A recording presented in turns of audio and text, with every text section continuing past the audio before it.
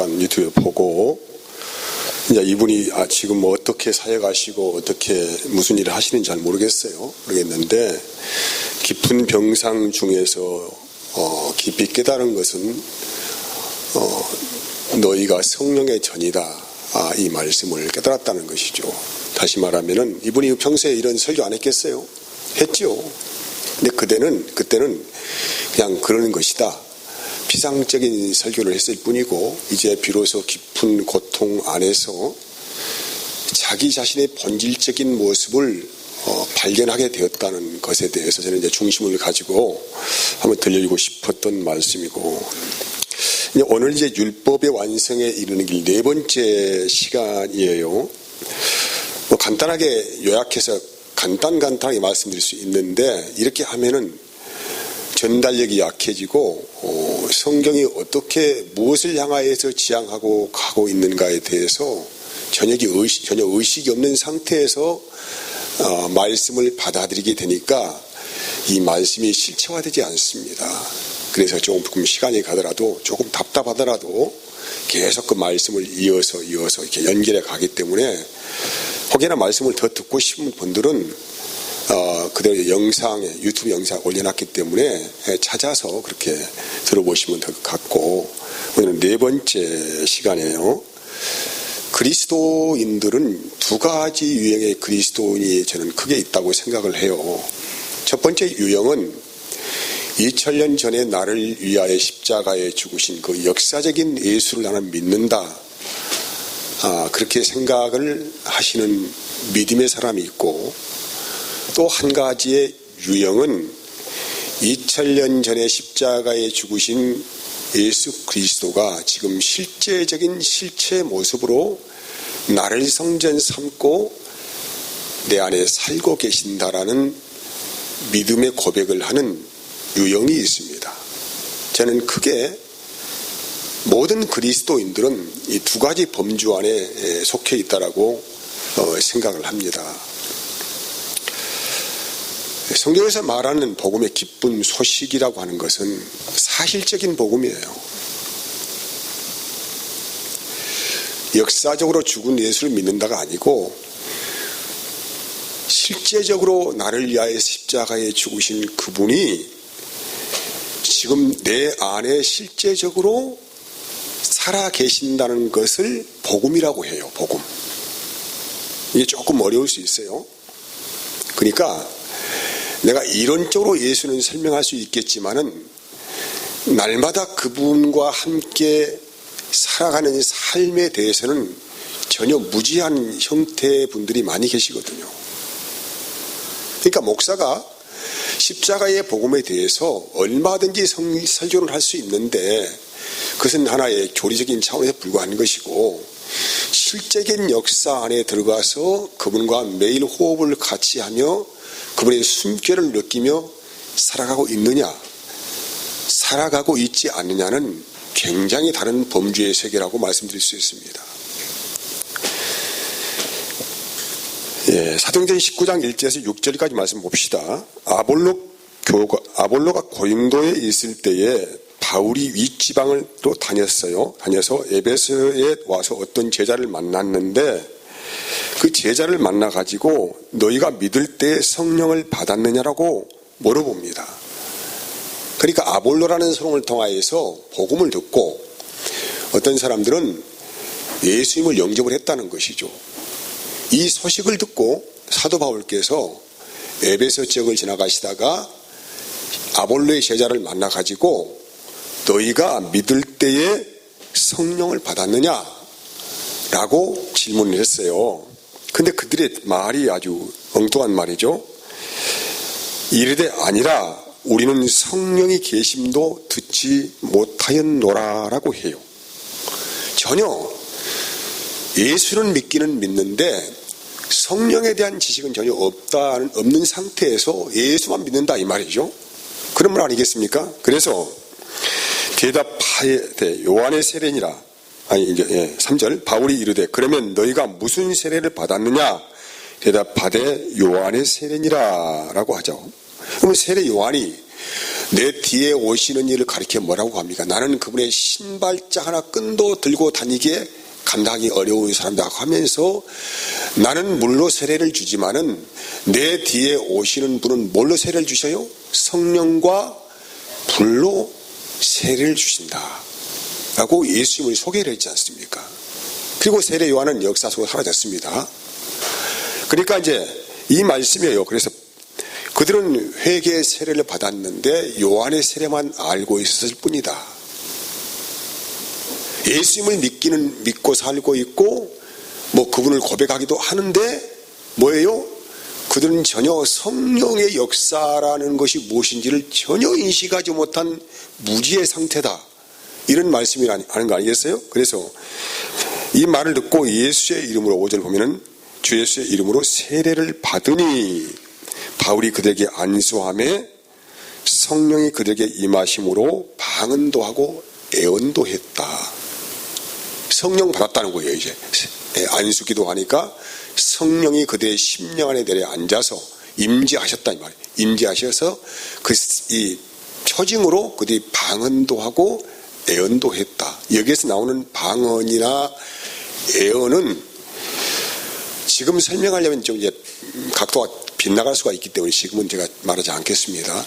그리고 제가 이 부분에 대해서는 할 말이 많기 때문에 무엇이 방언이고 무엇이 애언인가에 할 말이 많기 때문에 지금 설명하려면 좀 복잡하지 않습니까? 다음에 하기로 하고 성경은 믿는 자에게 구원이 확증되는 복음을 말씀하고 있는데 그 복음이 뭐냐면은 살아계신 주님이 너희 안에 있다예요. 그러잖아요.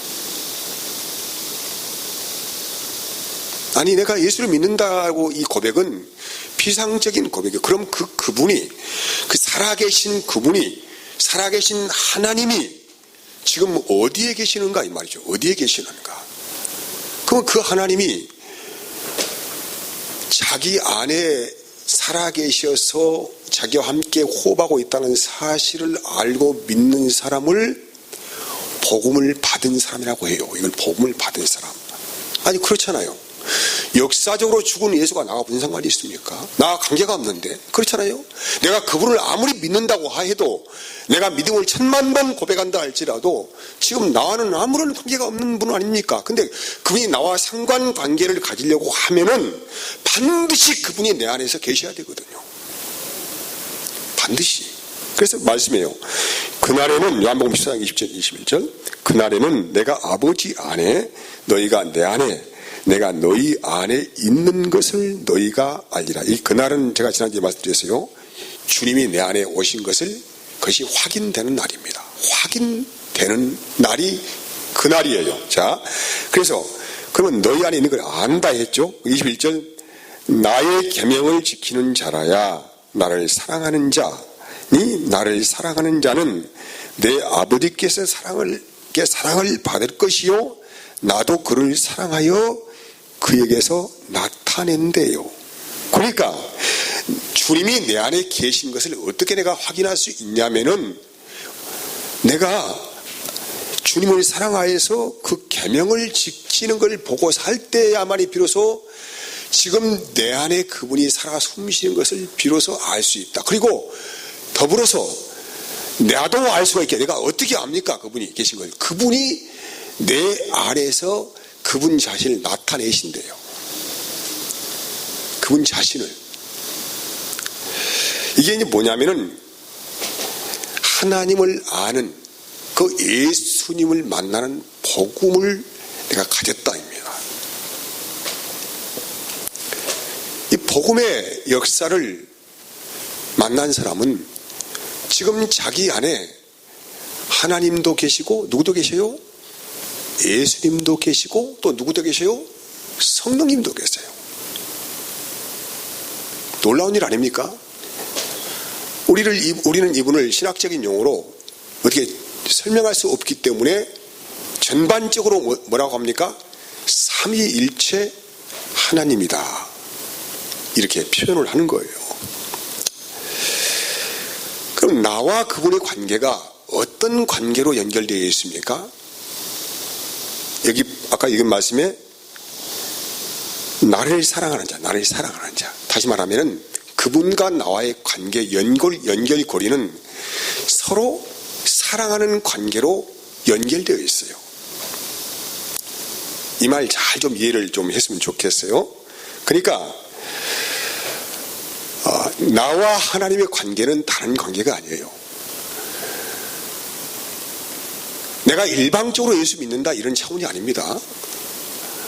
나와 그분의 관계는 서로 사랑하는 관계 안에서 연결되어져서 내 마음의 고백으로 내가 나오는 게 뭐냐면은 나는 주님을 사랑합니다 이런 고백이에요. 그럼 우리가 이제 이 신구약 성경의 전반적인 얘기가 무엇입니까? 신구약 성경의 전반적인 이야기는 하나님이 우리를 얼마나 사랑하시는가에 대한 연애편지 또는 사랑의 대서사시라고 할 수 있어요. 사람은요, 다른 건 좀 부족해도 살 수 있어요. 다른 건 좀 부족해도 살 수 있는데 사랑을 먹지 못하면 사람은 죽어요. 여러분 요즘에 그 노인들이 가장 두려워하는 질병이 뭔지 아세요? 고독사예요. 고독사. 너무 외로워요. 외로워서 죽어. 외로우니까 세상에 재미가 없어요. 음식에 맛도 없어요. 사는 즐거움이 없어요. 모든 게 다 이 세상에 보는 것 자체가 다 실망스러운 거예요. 살 존재의 가치를 상실해 버리는 거예요. 그러니까 고독사로 죽는 사람들이 많다는 거예요.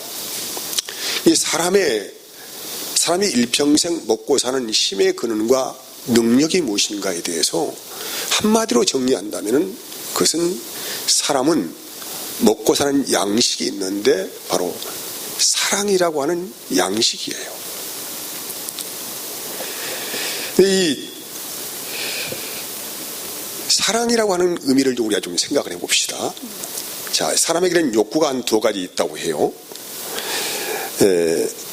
이건 사람만 가지고 있는 것이 아니고 모든 생명체로 태어난 모든 생명의 종들은 기본적인 욕구가 있어요. 이것을 자기 보존 욕구라고 하고 또 종족 보존 욕구라고 학자들이 분리를 해놨습니다. 자기 보존 욕구가 무엇이냐면 식욕, 소유욕 등이에요. 자기의 생명을 스스로 보존해야 되기 때문에 먹어야 삽니다. 뭔가를 가져야 산다는 것이죠. 이게 소유욕과 식욕이에요. 그리고 또 한 가지 욕구가 있는데 종족 보존 욕구인데 이것은 이성 간의 사랑과 자녀에 대한 사랑의 욕구예요. 이것을 통하여 사람은 삶의 의미를 발견하고 살아야 할 가치를 발견하게 된다는 것입니다. 그래서 그러면 이런 욕구들을 인간만이 가지고 있느냐? 그렇지 않다는 거예요. 생명을 가지고 있는 모든 존재는 이런 기본적인 종족 보존 욕구와 자기 보존 욕구가 있다는 것이죠. 있어요.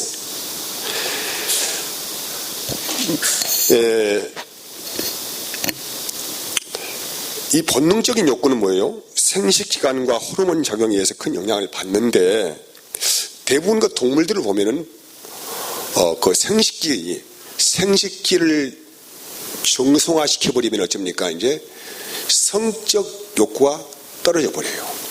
더 이상 어떤 이성에 관심이 없어. 뭐 개나 고양이나 지금 사람 많이 키우잖아요. 그러면 그 사람들이 먼저 하는 게 뭐예요? 중성화시키죠. 이제 그 생식기를 잘라내 버리게 되면은 이제 성욕이 떨어져 가지고 더 이상 종족 보존 욕구가 생기지 않고 이성의 욕구가 생기지 않는다는 거예요. 그런데 사람은 그렇게 되지 않는다는 거예요. 사람은 그런 생식기를 잘라낸다고 하더라도 사람은 이런 성적 욕구를 끝없이 지향해 간다는 것입니다. 왜? 기본적인 뇌의 원내에 신필계가 있어요. 여기에서 사람의 이성을 관장을 하는데 여기에서 이제 감정과 모든 자기의 의와 여러 가지 것들이 상층적으로 나타나서 자기 본질적인 모습이 나타나는데 그걸 사랑으로 표현한다면은 여러 가지 유형의 사랑을 한다는 것이죠. 여러 가지 유형의 사랑. 이것은 자기 자신이 성장하는 배경 안에서 그 부모의 관계 안에서 어떻게 양육을 받는가에 따라서 그 사람의 삶에 대한 욕구나 사랑의 표현이 다 달라질 수가 있다. 그래서 학자들이 이것을 6가지로 구분해 놨어요. 6가지로. 그래서 몇 가지 읽어보면은 열정적인 사랑이라고, 에로스라고 하죠. 연인의 신체적인 매력에 끌리면서 사랑이 시작되는 유형, 그 다음에 두 번째 유해적인 사랑, 누드스죠. 여러 명과 관계를 두고 즐기는 사람의 유형이 있고, 동료적인 사랑, 스토르게, 처음에는 형제자매나 놀이 친구 같은 관계를 하다가 점점 시간이 흐르면 서서히 무르익는 사랑의 감정을 추구하는 유형. 네 번째, 논리적인 사랑, 프라그마죠. 자신이 원하는 실용적인 목록을 작성해 놓고 자신에게 가장 잘 어울리는 배우자를 구하는 유형.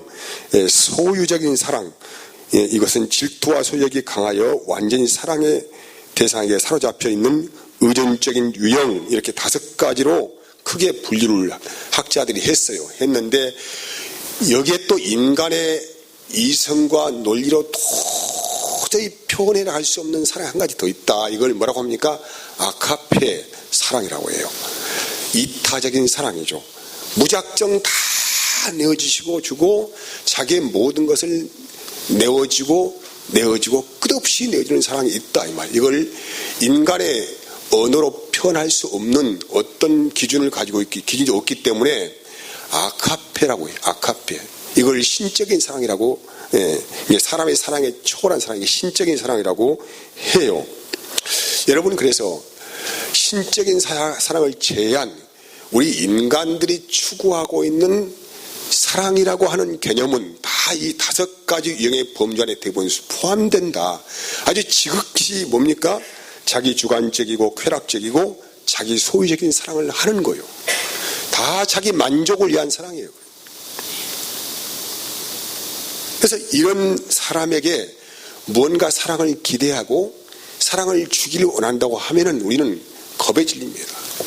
그래서 사랑하다가 좌절하고 낙심하고 배반하고 눈물 흘리고 근심하고 하는 일들이 왜 있습니까? 모든 것이 자기 중심 관계 안에서 일어나는 사랑을 하기 때문에 이 사랑을 먹고 인간은 살 수가 없다는 거예요. 너무 고달프고 목이 마르고 턱턱거리고 힘들어요. 살 수가 없어요. 가면 갈수록 고립되어지고 외로워지고 허무해지는 것입니다. 그러면 우리 하나님께서 우리를 어떻게 사랑하셨는가를 우리가 알아야 합니다. 로마서 5장 7절에서 8절까지 이렇게 말씀하고 있어요. 이것은 하나님이 사람을 사랑하는 방식이에요. 자, 봅시다. 의인을 위하여 죽는 자가 쉽지 않고 선인을 위하여 용감히 죽는 자가 있어요. 그렇죠? 우리 주위에는 의인을 위하여 죽는 자도 있지요. 왜? 의로운 일을 하니까 내가 저 의인과 함께 죽겠다. 뭐 이런 열정이 있을 수가 있어요. 선한 일 하다가 죽을 수 있습니다. 그런데 8절에 보면 아주 놀라운 말이 있어요. 우리가 아직 죄인 되었을 때에 그리스도께서 우리를 위하여 죽으심으로 하나님께서 우리에 대한 자기의 사랑을 확증을 했다는 거예요. 중요한 말이에요. 죄인 되었을 때 도저히 용서할 수 없는 하나님의 진노의 자식이고 영원히 불족에 들어가야 할 아주 형편없고 더럽고 가증한 탈을 쓰고 사는 늑대의 탈을 쓰고 사는 죄인들을 위하여서 저주하지 아니하시고 그분께서 죄인들을 위하여 죽으셨다는 거예요. 그냥 사랑이 아니요. 자기 몸을 내어주시는 사랑을 고백하신 분이 누구예요? 여러분이 사랑하는 자식을 위해 죽을 수도 있겠죠. 그런 차원이 아니에요. 그러니까 이 말이 품고 있는 것은 도저히 우리가 그 텔레비전 보면 저 나쁜 놈은 진짜 저놈은 그냥 현장에서 그냥 어떻게 해보려는데 이렇게 하는 사람들이 이거보다 훨씬 더 아주 가증하고 가증한 인생들을 향하여서 말씀을 거의 죄인 되었을 때에 그리스도께서 우리를 위하여 죽으셨다. 이렇게 하심으로써 뭐 한다고요? 우리에 대한 자기의 사랑을 증거했다. 이 사랑을 경험한 사람을 뭐라고 합니까? 하나님을 보았다고. 하나님을 봤다. 요한일서 4장에 나오잖아요. 하나님을 봤다고 하는 거예요. 이 사랑을 경험한 사람이 뭐냐면은 하나님의 형상을 보았다는 거예요. 하나님의 형상. 여러분, 그러면 이제 하나님이 어떻게 사셨을까? 자, 하나님을 삼위 하나님이라고 하죠. 삼위 하나님, 그렇죠? 우리가 여러분 잘 아시는 대로 신학적으로 정리하면은 성부 하나님, 성자 하나님, 성령 하나님, 이 삼위 하나님을 한 하나님으로 보는 거예요, 이제. 그렇지 않습니까? 한 하나님. 그럼 그분이 어떻게 사셨을까? 이 삼위 하나님께서 어떠한 관계 안에서 사셨는가에 대해서 이해하면은 하나님께서 우리 인간을 창조하실 때 하나님의 형상을 우리 안에 불어넣으셨다 하잖아요. 하나님의 형상. 그 하나님의 형상이 무엇인가에 대해서 알 수가 있어요. 우리 인간이 하나님의 형상으로 창조가 되었다고 하잖아요. 그러지 않습니까? 그러면 하나님이 눈에 보이지 않는 하나님을 우리가 어떻게 경험하고 알 수가 있냐 이 말이. 어떻게? 뭐 여러분이 무슨 기도하면 어떤 걸 응답받고 뭔 어떤 능력이 나고 이것이 하나님이 경험하는 것입니까? 이것은 마귀들이 하는 일들이 아주 많잖아요. 그러니까 우리가 최소한 하나님을 경험했다고 하는 것은 바로 그 예수님을 만난 사건을 말씀하는데, 자, 빌립보서 봐. 예수님이 누구인가? 자, 빌립보서 2장 6절 7절을 보면은 그는 근본 하나님의 본체시나 하나님과 동등됨을 취할 것으로 여기지 아니하시고 오히려 자기를 비워 종의 형체를 가지사 사람들과 같이 되셨고 사람의 모양으로 나타나사 자기를 낮추시고 죽기까지 복종을 하셨으니 곧 십자가의 죽으심이라라고 해요. 그러니까 이 말은 뭐냐면은 예수님은 뭡니까? 하나님의 근본이시고 그분은 뭐예요? 하나님의 본체예요. 본질이에요, 본질. 자, 다시 설명합니다. 중요하기 때문에. 자, 우리가 예수님이 누구냐고 물어볼 때에 예수님은 그냥 예수님이 아니고 예수님은 본질적인 하나님의 형상이에요. 본질적인 하나님의 모습이에요, 예수님은요. 근본적으로 하나님이에요. 그래, 근본적으로 하나님이에요. 근본적으로. 그 근본적인 하나님께서, 근본적인 하나님께서 하나님 자신의 뜻에 스스로 복종하신 사건이 뭐냐면은 인간의 몸을 입으시고 이 땅에 오신 일이란 말이에요. 요거 잘 이해가 잘 안 되시죠? 다시 설명합니다. 예수님이 어떤 분이냐면은 하나님의 본질이시고 본체이시고 근본이셔요. 그분이 하나님의 원천. 그 하나님의 본질이신 그분이 스스로가 인간의 몸을 입으시고 스스로가 자기 자신을 나타내셨어요. 스스로가 어떤 계획을 세우시고 어떤 뜻에 맹세하시고 자기의 뜻을 이 땅에 나타내신 게 뭐냐면 예수님이란 말이에요. 그분이. 그래서 예수란 이름이 뭡니까? 자기 백성을 죄에서 구원하실 자. 이 이름이 담고 있는 전체적인 의미가 뭐냐면은 이것이 예수요. 자기 백성을 죄에서 구원하러 오시는 분이 예수인데 그분이 누구냐? 하나님이셔요. 하나님이 하나님의 본질 자체에서 스스로 맹세하신 그 언약을 스스로 성취하시기 위해서 인간의 몸을 입고 이 땅에 오신 사건을 성육신이라고 하시잖아요. 이것을요. 응? 이게 삼위 하나님이에요. 삼위 하나님. 하나님 본질적인 그분이 인간의 몸을 입고 자기 자신을 나타냈다. 그분이 예수라 이 말이에요. 예수. 이 말은 자기 자신이 스스로가 자기 자신의 말씀에 복종을 한 사건이에요. 이것이. 복종을 했어요. 그렇게. 뭐려고? 죄인된 우리를 구원하시기 위해서. 그럼 이런 일이 어떻게 가능합니까? 어떻게 이런 일이 가능할 수가 있을까요? 그래서 요한복음 10장은 이렇게 말해요. 내가 아버지의 계명을 지켜 그의 사랑 안에 거하는 것 같이 너희도 내 계명을 지키면 내 사랑 안에 거하리라. 이렇게 해요. 이 계명, 커맨드멘트. 반드시 지켜야 할, 목숨 걸고 지켜야 할 명령, 계명이라고 하는 것은. 그러니까 다른 길은 구원이 없어요.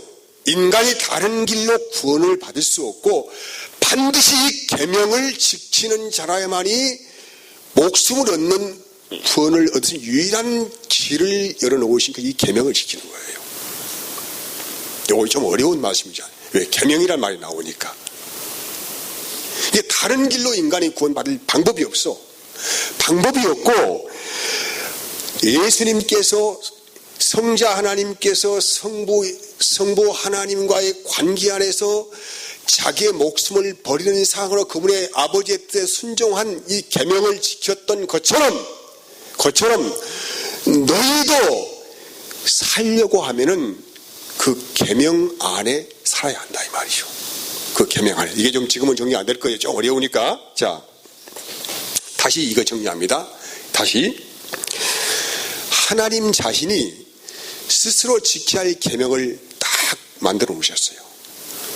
이 계명을 벗어나면은 성자 하나님과 성부 하나님의 관계는 끊어져 버려요. 이해하시겠어요? 연결이 되지 않아 이것이. 응? 그분께서는 예수님도 그 계명을 지켜서 사시고 성부 하나님도 그 계명을 지켜서 사셔요. 이것이 목숨 줄이야.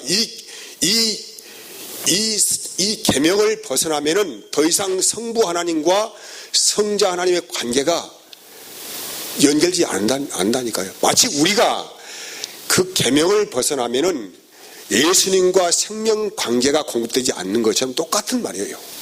똑같은 말입니다. 그래서 우리는 주님과의 만남이 이루어지는 것은 반드시 주님이 나를 사랑해야 되고, 그렇지 않습니까? 예, 그렇죠?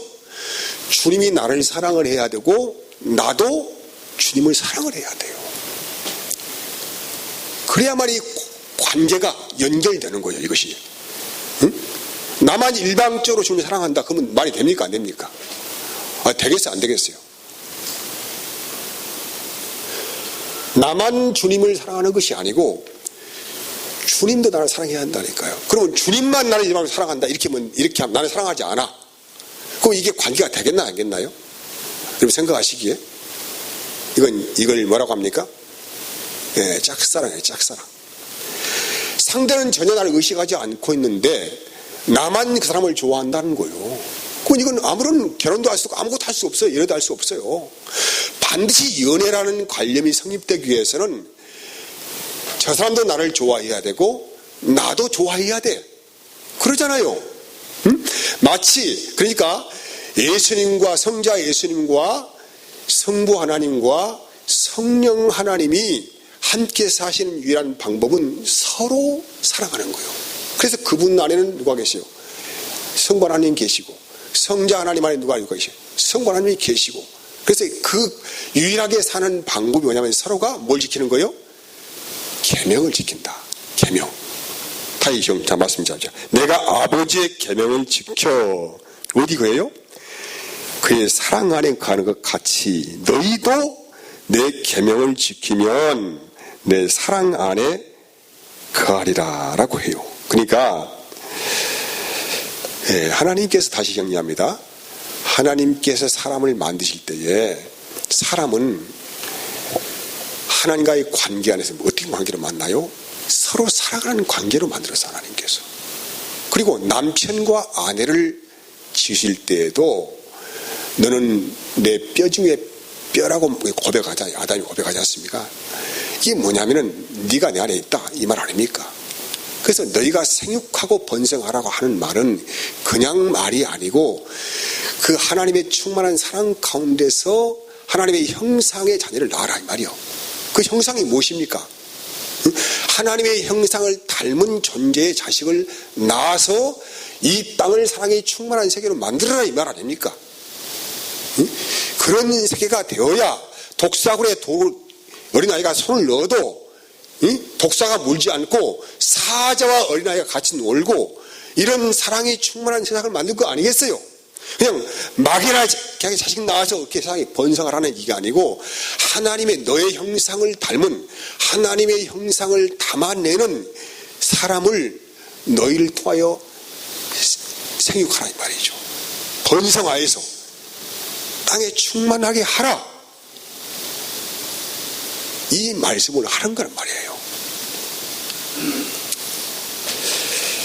그래서 성부 하나님과 성자 하나님과 성령 하나님은 본질적으로 생각이 같고 마음이 같고 행함이 같습니다. 그래서 삼위일체예요. 이것이 이제 신학적인 신비라고 이야기하는데 그 신비할 것도 없어. 그냥 생각과 마음과 행동이 동일하신 분이 누구라고요? 삼위 하나님이라니까요. 그래서 예수님께서 이 땅에 오셔가지고 성자 하나님 자신의 모습이 이 땅에 육신을 입고 오셔가지고 어떻게 사셨느냐 성경이 그걸 말하고 있지 않습니까? 자, 찾아봅시다. 요한복음 5장 19절 말씀 보세요. 자, 어떻게 예수님 사셨는가? 자, 시작. 내가 진실로 너희에게 이르노니 아들이 아버지께서 하는 일을 보지 않고는 아무것도 스스로 할 수 없나니 아버지께서 행하시는 그것을 아들도 그같이 행하느니라. 그러니까 예수님은 모든 일을 행하실 때에 자기의 주관적인 생각이 전혀 없어요. 자기 안에 계신 그분을 나타내는 거예요. 늘 그분을 보고 그분의 생각과 마음을 같이 하여서 행동하시면 누구라고요? 예수님이요. 내가 증거를 말씀이 증거하는 거예요. 자, 한 번 더. 요한복음 6장 38절. 자, 내가 하늘에서 내려온 것은 뭐 하러 내렸어요? 내 뜻을 행하려 함이 아니요. 누구의 뜻을 행하려 오셨어요? 나를 보내신 내 뜻을 행하려 왔다 이 말이에요. 그러니까 예수님은 자기의 뜻을 나타내려고 한 것이 아니고 누구의 뜻을 나타내셨어요? 아버지의 뜻을 나타내려고 오셨어요. 또 한 번. 자, 요한복음 5장 43절. 자, 나는 누구의 이름으로? 내 아버지의 이름으로 왔대요. 예수님이 이 땅에 오신 것은 여호와라는 이름을 이 땅에 나타내시려고 오셨어요. 하나님의 마음을 이 땅에 나타내시는 그대로 나타내셔요. 그러니까 예수님을 보면은 누구를 보는 거예요? 하나님을 본 거예요. 그것이 이제 요한복음 14장에 보면은 이 빌비라는 제자가 나도 하나님 아버지 보여주세요 하지 않습니까? 그러면 예수님이 뭐라고? 야 빌립아, 내가 그렇게 오랫동안 너와 함께 있으니 너를 지금도 아버지를 보여달라고 하느냐? 이렇게 예수님이 말씀하시잖아요. 나를 본 자는 누구로 봤다는 거예요? 아버지를 봤다는 거예요. 왜 아버지를 봤어요? 예수님 안에 누가 계셔요? 아버지가 계셔요. 이제 아버지의 뜻과 예수의 뜻은 동일하셔요. 늘 생각이 같으시고 마음도 같으시고 행동도 같으셔요. 그분은요. 그래서 그러면 성령님은 무슨 일을 하시느냐? 왜 성령님은 그 삼위 하나님이 성령님이 무슨 하시는 거 보세요. 고전 2장 9절 10절 보세요. 네, 고전 2장 9절 10절 같이 시작. 기록된 바 하나님이 자기를 사랑하는 자들을 위하여 예비하신 모든 것은 눈으로 보지 못하고 귀로 듣지 못하고 사람의 마음으로 생각하지도 못하였던 것 같으니라. 오직 하나님이 성령으로 이것을 우리에게 보이셨으니 성령은 어쩐다고요? 모든 것 곧 하나님의 깊은 것까지도 통달. 다시 무슨 말이냐면은 하나님의 저 깊은 숨겨놓은 것도 누구만 아셔요? 성령님만 아세요. 왜 아셔요? 성령이 하나님이시니까. 하나님 자신이에요. 그러니까 성령님은 도저히 우리가 어떻게 하나님의 뜻을 헤아릴 수가 있겠습니까? 알 수가 없어, 우리 인간은요. 그러면 하나님의 깊은 깊고 깊은 도저히 어떻게 감지해볼 수 없는 그 어떤 깊은 곳까지도 성령님은 통달하셔요. 아셔요. 응? 사람의 일을 사람의 속 외에는 있는 영에 누가 알려? 이와 같이 하나님의 일도 하나님의 영 외에는 아무도 알지 못해요. 하나님의 본질을 아주 정확하게 깨뜨려 보시고 아시는 분이 누구라고요? 성령이 있어요. 성령. 그럼 뭐 어쩐다는 얘기입니까? 하나님의 깊은 곳에 감춰진 그 하나님의 뜻과 계시와 모든 것들을 정확하게 꿰뚫어 보셔가지고 그것을 우리 안에 그분이 오셔가지고 그분을 나타내셔야지. 누가? 성령께서 나타내신다니까. 그러니까 여러분, 성령이 자기 안에 계신 것을 알지 못하면 전혀 하나님을 알 수가 없어요. 전혀 그분을 이해할 수 없어요. 아무리 말씀을 달달 읽어도 무슨 말인지 전혀 이해할 수 없어요.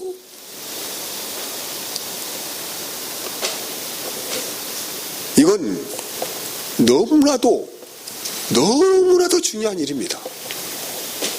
성령님은 우리 안에 오셔서 아버지의 뜻에 모든 것을 이루시오신 그 예수님이 무슨 일을 하시는가에 대해서 알기를 원하셔요.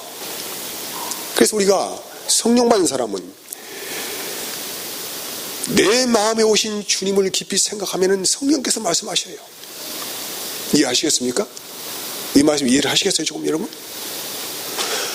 우리가 예배전에 지금 어떤 목사님, 목회하시는 목사님 그렇게 열심히 하고 무슨 대단한 일을 한다 본인이 했는데도 불구하고 아직까지 그분 안에 누가 없다는 거예요. 자기가 성령의 전인 걸 알지 못했어. 수많은 성령 설교했겠죠. 근데 그것은 설교를 하는 것과, 잘 들어보세요. 설교를 하는 것과 자기 실질적인 마음 안에 하나님이 살아계신 것하고는 하늘과 땅이에요. 아마 일평생 그건 모를 수도 있어요. 그것은요. 일평생. 전혀 하나님을 의식하지 않고 산다니까요. 왜 가늠합니까? 무슨 생각으로 가늠할까요? 하나님의 성령이 다 자기 안에 계신 것을 알지 못해요. 자기의 육신의 욕망을 쫓아가는 거예요. 그래서 말하는 거예요. 야! 네 몸은 네 것이 아니요. 하나님의 영이, 성령이 너희 안에 계신 걸 네가 알지 못하고 지금 그런 짓을 하고 있냐? 이 말하는 거 아닙니까?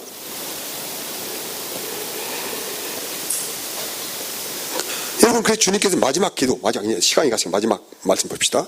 마지막 기도, 이 기도는 뭐냐면 주님께서 제자를 이게 성만찬하고 이제 앞으로 너에게 여러 가지 환란이 있을 것이다. 인내하고 참고 기다려. 서로 사람을 기다리고 있어라. 그럼 내가 올 것이다 하시면서 마지막 기도하시는 내용이에요. 자, 요한복음 17장 21절 26절 보면은 보세요. 아버지요, 아버지께서 내 안에 내가 아버지 안에 있는 것 같이 그들도 다 하나하나가 되어 우리 안에 있게 하사 세상으로 아버지께서 나를 보내신 것을 믿게 하옵소서. 어떻게 먼저 고백이 뭐예요? 아버지요, 아버지께서 내 안에 내가 아버지 안에 있는 것 같이. 응? 이해하시겠어요? 항상 주님 안에는 아버지가 계셔요.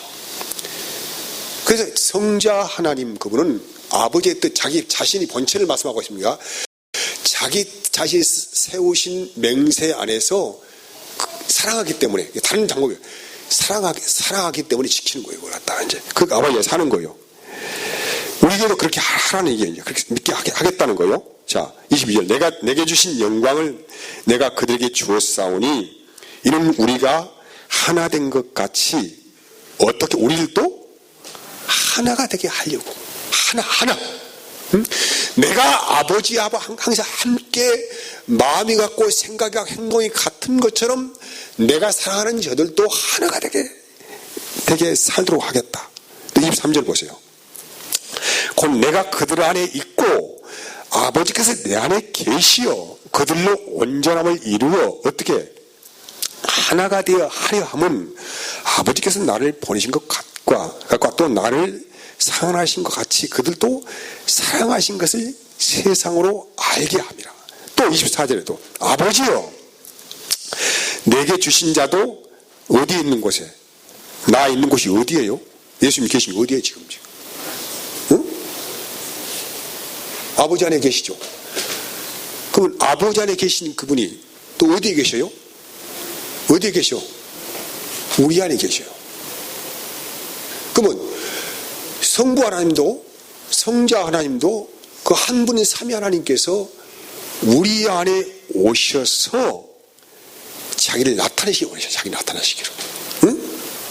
나를 나타내시기 원하신다고. 그게 보세요. 아버지여 내게 주신 자도 나 있는 곳에 나와 함께 있어 아버지께서 언제부터? 창세 전부터 나를 사랑하심으로 내게 주신 나의 영광을 그들로 보게 하시길. 창세 전부터 아버지가 나를 사랑한 그 영광을 우리도 보고 살게 하시겠다. 그 영광. 뭐 하나님께 영광을 낸다. 뭐 너네가 뭐 사업을 크게 성공해 영광이 아니고 하나님께서 나 안에서 그 영광을 나타내시게 돼요. 영광을. 최고의 영광. 날마다 하나님을 보고 그분의 음성 안에서 그분을 따르고 그분과 사랑하고 그분과 기뻐하고 함께 살고 은혜를 교감하고 이 영광을 보며 살게 하겠다 이 말이에요. 이 말씀 이해를 좀 하시겠어 어쩌겠어 지금. 응? 그 영광. 우리는 그 영광을 보지 못하면 아무것도 볼 수가 없어요. 우리의 신앙생활은 다 헛것이요. 다 육체의 일을 하는 거예요. 육체의 일. 다 육체의 본능에 끌려 살아가는 거예요. 그래서 이 하나님의 영광을 봐야만이 인간은 예수의 이름 앞에 무릎을 꿇습니다. 이해하시겠어요? 그래야 무릎을 꿇어요. 이 영광을 보지 않고는 죽었다 깨어나도 예수의 이름 앞에 무릎을 꿇을 수가 없어요. 이 영광을 봐야 돼요. 그 어떻게 그 영광을 보느냐? 이 말씀은 다음 시간에 이어서 하도록 하겠습니다. 자, 제가 마치겠습니다. 하나님 감사합니다. 오늘도